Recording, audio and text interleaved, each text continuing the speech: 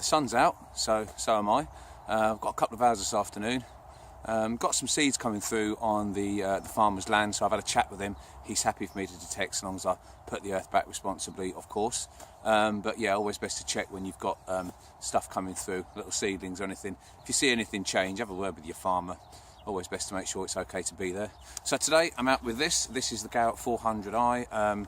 This is a machine that so far I've really enjoyed using. I find it easy to use, and for the money I think it's pretty damn good. I've got the stock coil on today.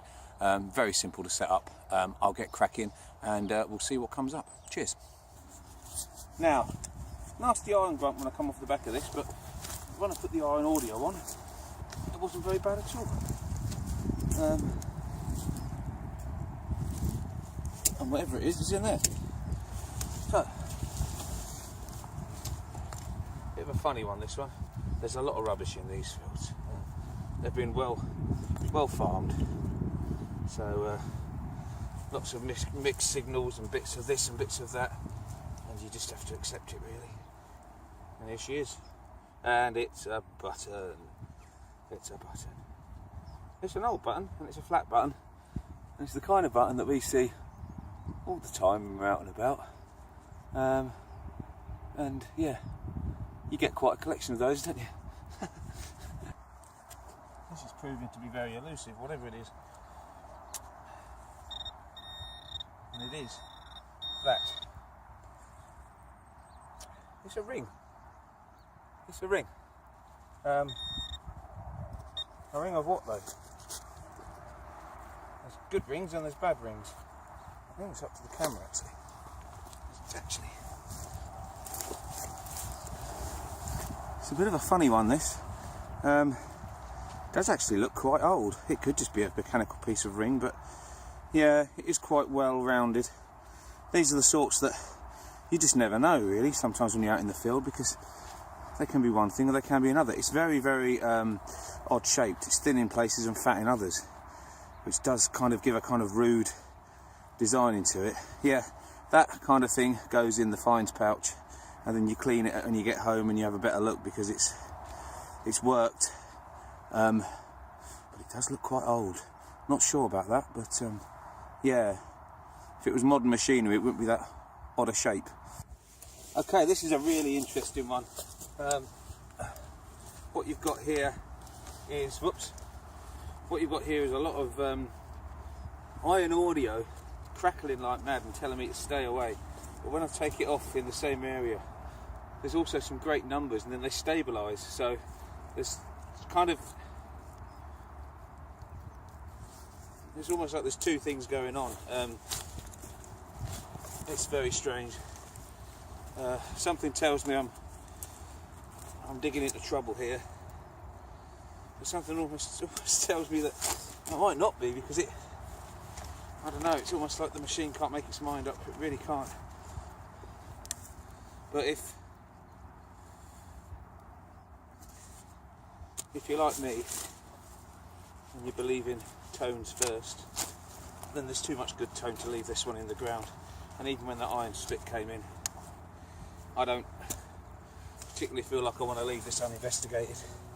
And it's out, so there we go. What we got? Oh my word, that is part of a crotal bell. And that's my first part of a crotal bell actually. I've got two whole ones. I'm very lucky. Yeah, that was good depth. I mean, it's a decent sized target, you know. I'm not about to make any magnificent claims about the Garrett. It was a big target, but yeah, there's crud and rubbish in this ground and all sorts, and I think that just, makes the point, doesn't it? That you can't ignore good tones, and there was some rubbish near that. The iron audio was telling me, but what I will say is, if you let the slightest crackle every single time put you off digging really good tones, I think you miss artefacts, I really do. Now that was interesting. That started off mid-tones, 45, 50, no, a little bit higher than that actually, sorry, 50, 55, 60 actually. It's a little tiny concave button. But again, it's the kind of material and the kind of thing that you dig if you want good targets. when I had the first spadeful out, the numbers went up and the signal went from mid-tone to double ding or high tone. So clearing some out actually made the signal more powerful. Yes, it's just a little bit more feedback for you really. On iron audio, tiny little bit of crackle, but like I said, if you let a tiny bit of crackle put you off, you will miss targets. Overwhelming crackle and grunt and yuck and one-way signals, obviously big lumpy iron, watch the numbers jumping all over the place, the usual stuff. But a little tiny crackle, it's just saying, not sure, and maybe reading something else in the earth. But yeah, spade out, cleaned up, numbers up, signal up, target. That is a piece of thingy.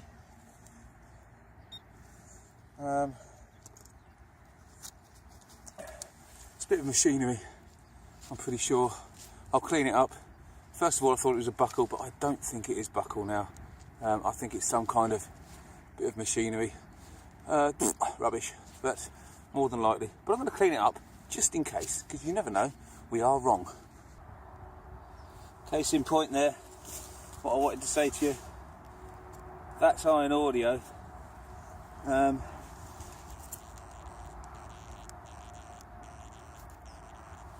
That's going absolutely mad. That was a one-way ding without it. Now and again 2 ding. But the numbers are 5, 7, and the ferrous is stuck in 10. So, yeah, just coming back to what we were saying before about the Garrett 400i and the iron audio. I think the part of the crotal bell back there proves that when it's slight and there's 2-way ding, you know, the iron audio is coming on for a reason. It senses something, but it's not going to be bang on every single time. You know, it's an indication.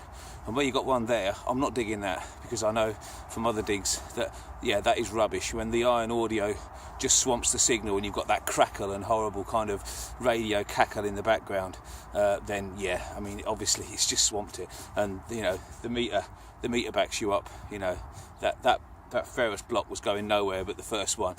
And it clearly is. And those dings, it's just the fact that it's a big piece of iron. So on ones like that, I really trust this machine, and I've learned to trust it, and I believe that it really can distinguish. But when I've got lots of good tone and a bit of a crackle, I'm never leaving them in the ground. As far as I'm concerned, it's not worth the risk.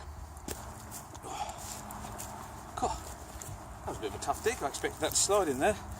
This field's very gooey. And there she is. Sec.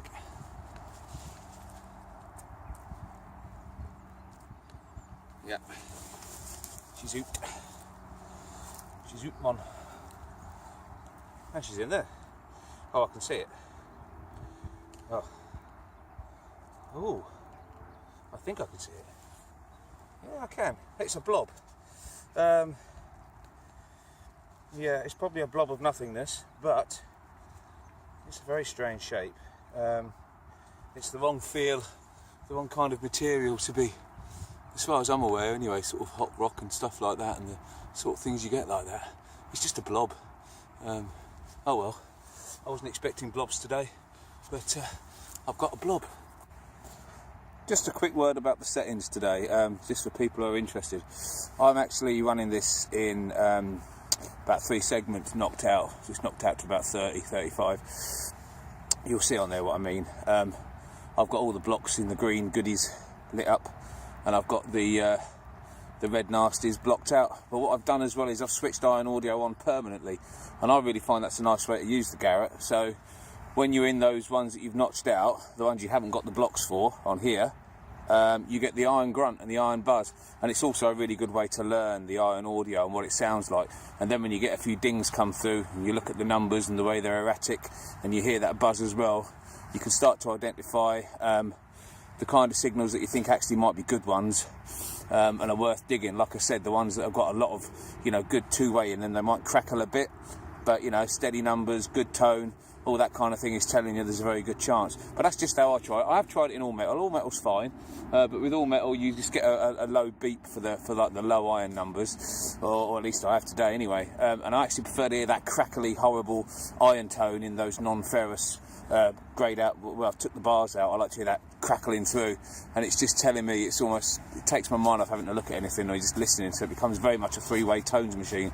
And I like that a lot, and I do find that custom like that, or relics, you know, running it in relic mode with the iron audio on, two favourites for me. But if you've got one of these machines, or you're thinking of getting one of these machines, you know, let me know. Tell me what you think works well. But on UK farmland, that works really, really well for me.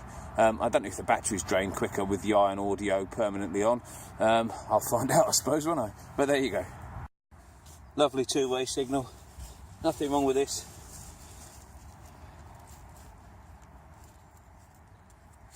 Slight doublings up, so I don't think it's far from the surface. So,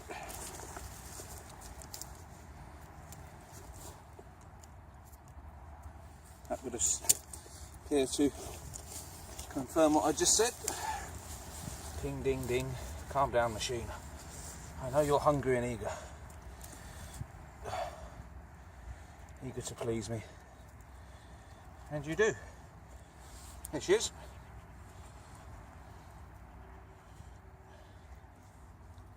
Uh-huh.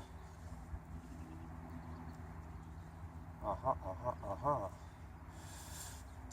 No. Oh. Oh. Oh. Oh, when you get down to these tiny little mud clumps. Wah, wah, wah, wah. Little bit of an old busted shot cartridge. Very nice signal. When they make the machine that shouts shotgun cartridge, and it's right every time, I'll be queuing out the door to buy the flipping thing. Well, it's our old friend the Button. He was with us at the start of the video, and he's with us at the end. Another great target, as far as getting a great signal is concerned. So yeah, what can I say? Rang up loud and clear. Tough going out here today, actually. Quite a lot of iron about, a few one-way bings and bongs, and you know, you just got to take it low and slow with the Garrett 400i. Take it over the target, let the iron audio do its job, let it crackle in, and yeah, you soon start to get used to it. It is a machine that's quite user-friendly, but it takes time, like every machine does. I've got a couple of settings to choose from that suit what I do, and away she goes. Anyway, thanks for watching. Bit of a crotal bell today, a couple of buttons. We're not writing history books, are we? Oh well, never mind. Good fun. Time to go and have some tea. Cheers for watching.